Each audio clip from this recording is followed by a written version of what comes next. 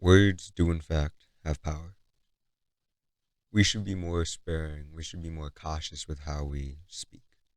We shouldn't be as cavalier with certain types of words, phrases, shorthands, as I would call them. Like, say, I've mentioned briefly in my other video about with women, calling them females or just calling them bitches, how it's shorthand. It's shorthand for dehumanization.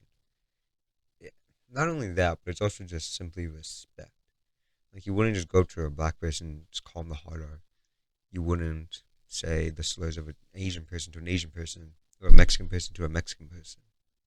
Why should we use these? Even though they're not as bad, these are lesser forms of discriminatory language. And while it is lesser, it's much more used. Over time, it becomes so much bigger. It culminates to so much more than the sum of its parts. Not only that, but it further reinforces these ideas subconsciously. When you constantly hear over and over and over again that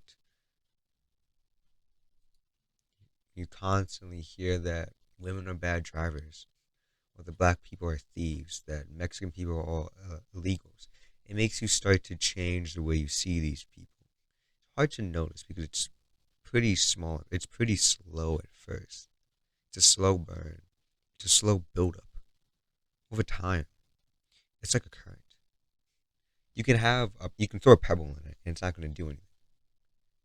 But if you throw thousands, tens of thousands, hundreds of thousands of pebbles in it, it'll change the current. It'll change the river's current. That's just like these ideas. They're very small at first, but they come together and build something so much more. So we need to be more careful. We need to be more thoughtful.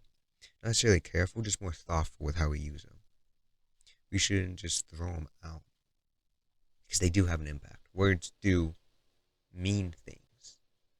Not only is it this part directly bad, but it makes other forms of hate more acceptable.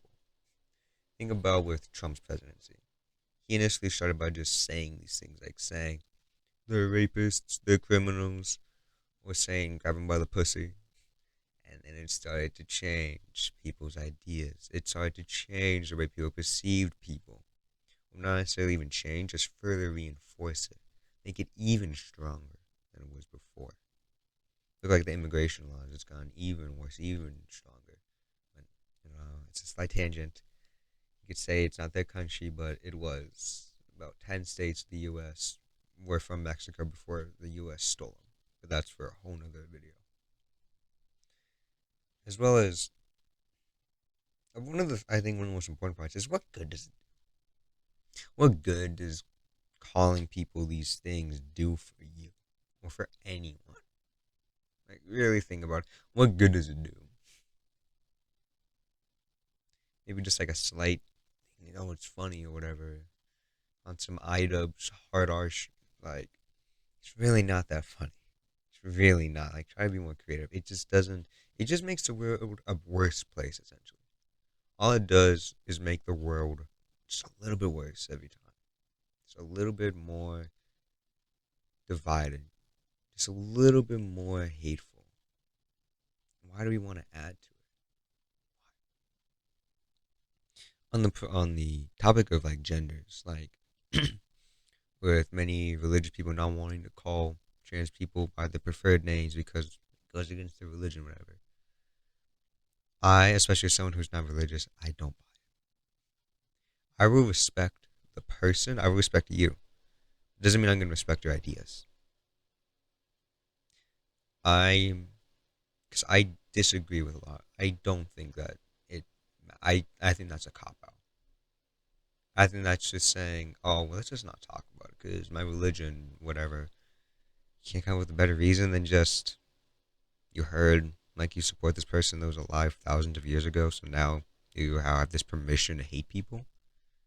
Why? It's like how Christians or religious people, especially in the past, would use religious proverbs to downplay the importance of black and brown people, saying that they are supposed to be lesser, that man has control over all the animals, and spinning that. He was just spinning the language of religion and would spread hatred and division. I still deal with some of these issues of like what I should say, even in my own life. And I've been not only do I study this on my own time, I'm taking many classes on it. I'm trying to become a sociologist. I'm trying to become an activist, and I still struggle with it.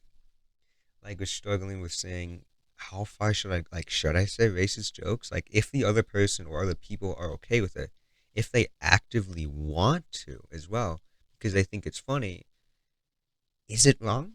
It's a really weird gray area because you are still slightly subconsciously pushing for it, but it could be argued that you're lessening it.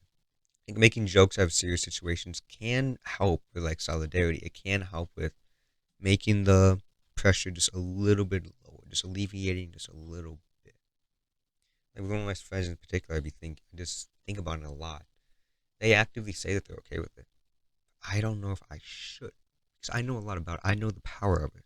So with this information, with this knowledge, with this education, should I stoop down to that level of just racist, sexist, stupid jokes, even if they are jokes with no ill intent? It's a very complicated issue. On another topic of neopronouns, with with regards to calling people by their preferred names, this is one I'm also not quite sure. Like, I consider myself very informed. I don't know everything though. Like, neopronouns, I don't get it. It doesn't make sense. I don't know why someone would want to be referred to as clown self, for example. It just doesn't make sense. However, I believe we should, simply out of respect.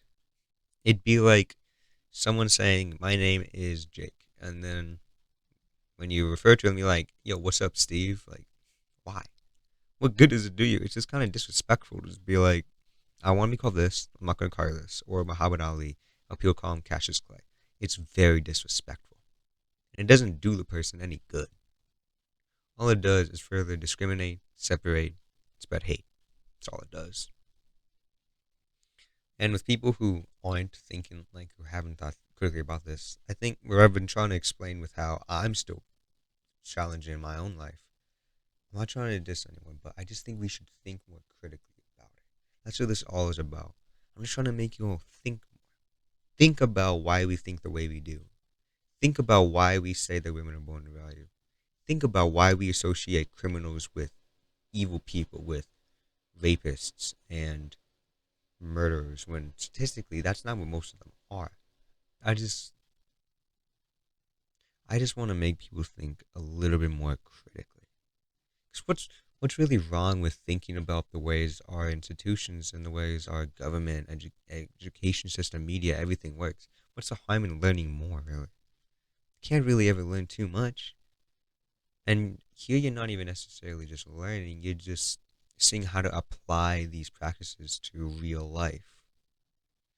You're saying, someone says something, let me think about why they're saying it. Let me think about the motives and the subtle implications of why they're using this specific rhetoric at this specific time. You just need to think more. That's it. I'm not trying to change anyone. I'm not trying to change someone to make them a completely different person. I just want people to think more. To be looking at things and be reading between the lines a little bit more.